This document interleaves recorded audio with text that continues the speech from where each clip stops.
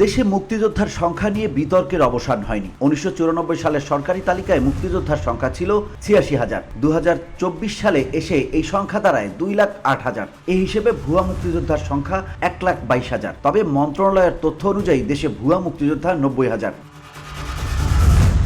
প্রতি মুক্তিযোদ্ধা বছরে সর্বনিম্ন 2,67,000 টাকা সম্মানী পান। এই হিসেবে ভুয়া মুক্তিযোদ্ধারা বছরে প্রায় 2400 কোটি টাকা ভাতা নিয়ে যাচ্ছেন।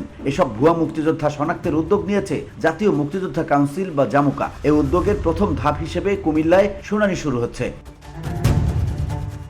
জাতীয় মুক্তিযোদ্ধা কাউন্সিলের তথ্য বলছে, এখন পর্যন্ত দেশে ভাতাপ্রাপ্ত মুক্তিযোদ্ধার সংখ্যা 2,08,050 জন। সরকারি চাকরিতে মুক্তিযোদ্ধা কোটায় নিয়োগপ্রাপ্তদের সংখ্যা 89,235 জন। গেজেট বাতিল, মুক্তিযোদ্ধা বয়সসীমা নির্ধারণ সহ প্রায় 14 ক্যাটাগরিতে মোট মামলার সংখ্যা 2,719টি। ইতিমধ্যে নির্ধারিত বয়স 12 বছর 6 মাসের চেয়ে কম হওয়ায় 2,111 জন মুক্তিযোদ্ধার সনদ বাতিল করা হয়েছে।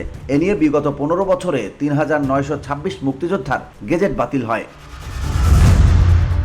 বর্তমানে দেশে প্রতিজন মুক্তিযোদ্ধা মাসে 20,000 টাকা করে ভাতা পান। এছাড়া 2 ঈদে 10,000 করে, 26 মার্চ 5,000 ও বৈশাখে 2,000 টাকা ভাতা পান। এই হিসেবে বছরে প্রতি মুক্তিযোদ্ধা ভাতা পান সর্বনিম্ন 2,67,000 টাকা। এই হিসেবে বছরে ভুয়া মুক্তিযোদ্ধা সরকারি অর্থ নিয়ে যাচ্ছে প্রায় 2400 কোটি টাকা। এছাড়া যুদ্ধাহত ও খেতাবপ্রাপ্তরা আরও বেশি টাকা পান। বসুন্ধরা, উত্তরা, বনশ্রী, কুড়িল ও বাড্ডা সহ রাজধানীর বিভিন্ন স্থানে অভিজাত ও অত্যাধুনিক মানের ফ্ল্যাট কেনার এক নির্ভরযোগ্য প্রতিষ্ঠান প্লেজেন্ট প্রপার্টিজ লিমিটেড। তাই আপনার স্বপ্নের আবাসনের জন্য আজই যোগাযোগ করুন। Pleasant properties limited, where destiny matches eventually।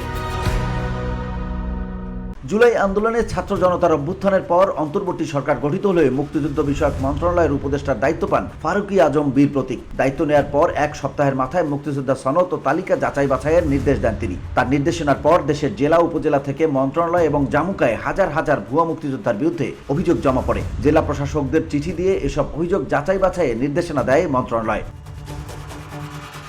ভুয়া মুক্তিযোদ্ধার অভিযোগ যাচাই করতে কুমিল্লা অঞ্চলে প্রথম শুনানি শুরু হচ্ছে। সোমবার প্রথম দফায় 31 জনের বিরুদ্ধে শুনানি অনুষ্ঠিত হবে। কুমিল্লা সার্কিট হাউসে সকাল 10টা থেকে এই শুনানি অনুষ্ঠিত হবে।